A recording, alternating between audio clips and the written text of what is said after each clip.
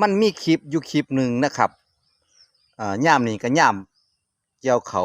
นะครับตากเขาเดินตากเขานะครับชาวบ้านก็บ่มีเดินตากเขานะครับก็ไป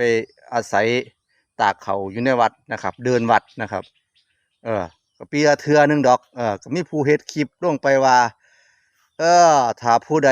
ตากเขาในวัดแล้วมันแห้งแล้วกู้เขาแล้วก็อย่าลืมซื้อเนื้อย่างซื้อลาบซื้อก้อยซื้อต้มซื้อเนื้อมาก้อยให้หลวงพ่อหลวงพี่กินแหน่เด้อเพิ่นว่าเออ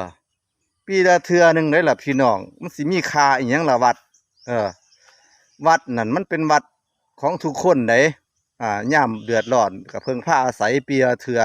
อันนี้สิให้ซื้อลาบซื้อก้อยซื้อต้มซื้อเนื้อย่างไปสู่หลวงพ่อหลวงพี่อยู่วัดกินเพิ่นว่าเออวัดนี่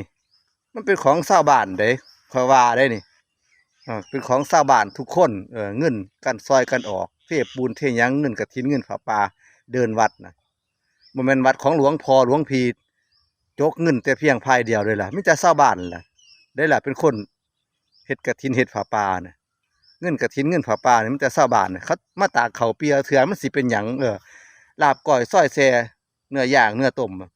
เขาก็ไปจังหันจังเพ็ญอยู่บ่ได้ขาดได้ล่ะบ่อึดแนวกินได้ล่ะอยู่วัดแนวกินแนวอยากบ่อึดได้ล่ะตัวข่อยว่าในความคิดของข่อยดอกอันนี้เพิ่นว่า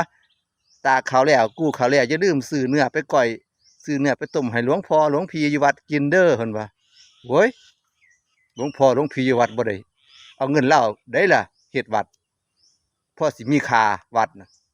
แค่ตากข้าวเปียเทื่อหนึงเอามาลงคลิปโอ้ยข้อยอยากบอกอยู่